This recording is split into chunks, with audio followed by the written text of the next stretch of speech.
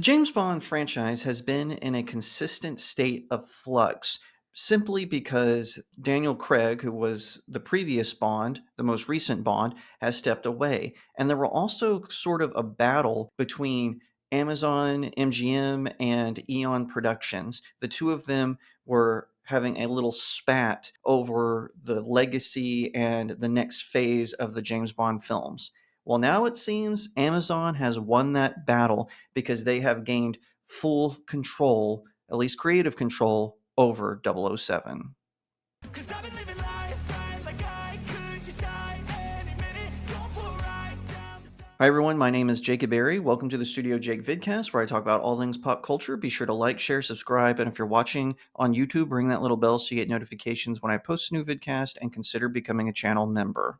Now, I'll admit I'm not a huge James Bond aficionado. I do enjoy the films. I've seen at least one of every single James Bond, and I know every Bond fan is going to scream when I say Tim Dalton is my favorite Bond. I know I'm a contrarian. My dad, he's Gen X. Roger Moore is his ride or die James Bond, even though he does like the others. So I understand. I've heard it from my own family members. The reason is because Dalton is the most like he is in the books, the original ones written by Ian Fleming. And that's why I enjoy his character, because I have read several of the James Bond novels and short stories. In my opinion, Dalton is the personification of the one on page. That doesn't mean I don't like the other Bonds. Sean Connery was suave and intelligent, and he had this really sort of gambler presence that came on. And one thing about Connery was they really leaned into James Bond's background as a Navy officer, and that explained how he could face danger with kind of a wink and a smile.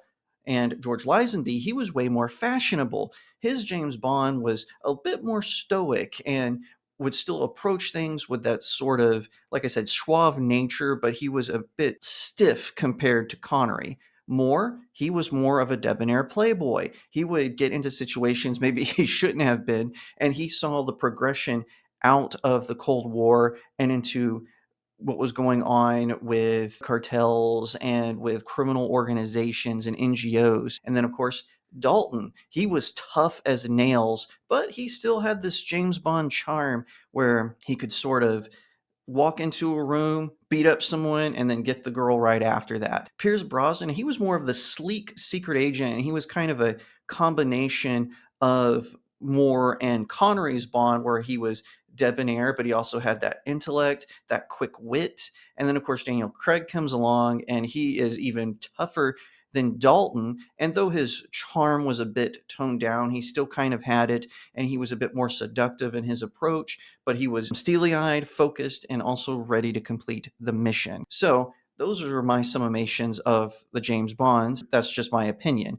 So, James Bond has always been in the hands of Eon Productions and MGM Pictures. Eon has had control over the franchise since the Moore era. They wrested it out of another film company which did a Thunderball remake called Never Say Never Again, which saw the return of Sean Connery. At the same time, Roger Moore was doing Octopussy, and Never Say Never Again also did very well at the box office. It somewhat beat Octopussy, although later people sort of admit Octopussy was a little bit better film. I've never seen Never Say Never Again, so I'll withhold my opinion on that comparison, at least not as the taping of this. So anyway, I digress. Point is, those rights between Eon Productions and MGM were always sort of in this alliance. Amazon MGM comes along because Amazon had purchased MGM and they wanted more control over the Bond films. And Eon was kind of resisting that, but it seems like they may have given up the fight. And some people think that might be because there's some Austrian rich man who's suing for the trademark because he claims that the James Bond trademark hasn't been used. He wants to use it for some hotel he's building in the Middle East. A lot of people don't think that's going to go anywhere because James Bond has been used in less than 5 years. There's been comic books, novels, and even No Time to Die. It's not that old of a movie, so a lot of people don't think that lawsuit's going anywhere. However, it does introduce some sort of weird legalese into this story. What does this mean for Bond? Well, first, let's see what Amazon is saying about it. So this is according to aboutamazon.com. Amazon MGM Studios' Michael G. Wilson and Barbara Crowley today announced that they have formed a new joint venture to house the James Bond intellectual property rights, and those parties will remain co-owners of the franchise.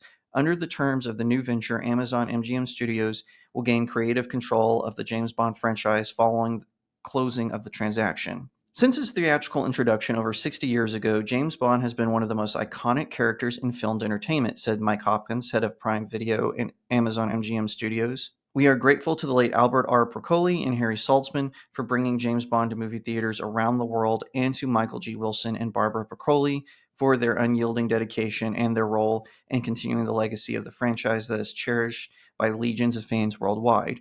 We are honored to continue this treasured heritage and look forward to ushering in the next phase of the legendary 007 for audiences around the world. With my 007 career spanning nearly 60 incredible years, I am stepping back from producing the James Bond films to focus on art and charitable projects. Therefore, Barbara and I agree it is time for our trusted partner, Amazon MGM Studios, to lead James Bond into the future, said Wilson. My life has been dedicated to maintaining and building upon the extraordinary legacy that was handed to Michael and me by our father, producer Cubby Procoli. I have had the honor of working closely with four of the tremendously talented actors who have played 007 and thousands of wonderful artists within the industry. With the conclusion of No Time to Die and Michael retiring from the films, I feel it is time to focus on my other projects. Since the MGM acquisition, Amazon has held rights to distribute all of the James Bond films, and as a result of this transaction, will have creative control over future productions. All right, so what do I think about this? I'm going to caution James Bond fans because, let's be real, Amazon has an incredibly spotty track record. Sure, they do a good job with TV shows like Bosch and Invincible and Reacher, but then they also do really terrible jobs with shows like Wheel of Time and Rings of Power. In those cases, they took a beloved franchise and subverted expectations to make it more female centric, to put down the male characters and uplift the female characters.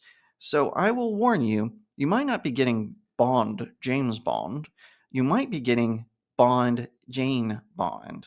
You know, it's going to be some girl boss who's just better than all of her male colleagues, who's always putting them down, who's always showing them up, and somehow is incredibly smarter than any of the villains that she could possibly face. Or they could give James Bond some female sidekick, or elevate Moneypenny from being M's administrator and assistant to being some sort of girl boss behind the scenes, who again is just smarter than all the other men for some reason.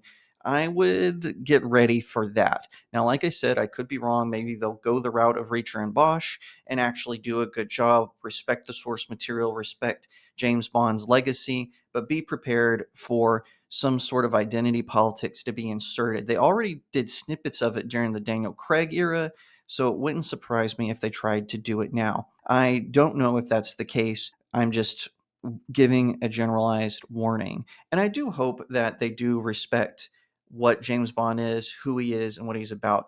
For a long time, the Procolis did safeguard Bond's legacy. Like I said, they did start to let political correctness sprinkle in there, especially during the Pierce Brosnan and Daniel Craig eras. But for the most part, they had kept it pretty solid. And I do hope that, however it goes, that Amazon, MGM will put their best foot forward and not take two steps back into sort of this regressive progressivism that has poisoned a lot of film franchises in the past. And I'm just giving you fair warning because Amazon has done this. They are known to do this, not just with beloved franchises from all over the world, but just even some niche things. So be very cautious, be very careful. Now, Jeff Bezos, he does seem to be interested in people's opinion on who should be the next James Bond on both X and Instagram. He posted, "Who should be the next James Bond?" I voted. I said Henry Cavill should be the next James Bond and Gal Gadot should be his Bond girl.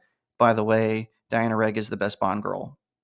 Said it, not sorry. All right, anyway, he is interested, or at least is putting up the appearance of being interested in what fans of the James Bond franchise want. All that to say, James Bond fans, take your vodka martinis, make sure they are shaken, not stirred, because knowing Amazon, James Bond won't even like vodka martinis when they're done with him. If you like that video, be sure to give it a like, share it out to all your friends, leave me a comment and tell me what you think, and subscribe. If you're watching on YouTube, ring that little bell so you get notifications when I post a new vidcast, and consider becoming a channel member. If you would be so kind, head on over to my website, StudioJakeMedia.com. I have even more pop culture content, specifically commentary and reviews on things like novels, film, television, anime, and so much more. Best of all, it's free. You just sign up with your email to get notifications or through the WordPress app. And best of all, there are no ads, so you've got nothing to lose. If you want to support the work that I do, head on over to my locals community. The link is in the description. You can sign up for a monthly subscription or you can send my articles tips. And I also post exclusive articles just for my locals community. I also publish my short stories there, so you're going to check those out as well. Speaking of stories, I have written and published 4 novels. I've got Cacophony, A Tale of Faith and Fear, which is a paranormal thriller about angels and demons warring over the souls of a small Texas town. You're not going to want to miss it, especially if you like supernatural action, swords, battles, everything in between. You're going to love this, so head on over and pick up a copy. If you're more into sword and sorcery, check out my series, The Seven Royals. Book 1 is All Good Things. Book 2 is Breaking the Stars. Book 3 is on its way, and you'll have an announcement about that very soon. You're not going to want to miss it because it is about a group of your favorite fairy tale characters who have to come together to battle a dark army that is trying to conquer their lands. So I really think you're going to want to check this one out. Last but certainly not least, check out my latest fantasy romance novella, Blessed Child. It follows an elf princess who discovers she is pregnant with a human baby. This sends her kingdom into unrest. Her father, the king of the elves, he decides to hire a human bodyguard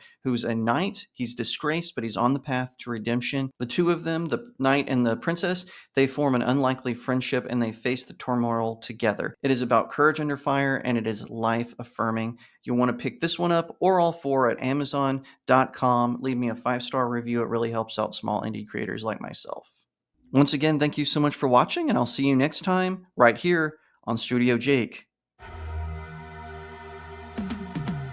Cause I've been living life right like I could just die any minute. Going for a ride down the side, PCH, country limit. I don't need a guide, follow lights, take me where I wanna visit. Are you alive?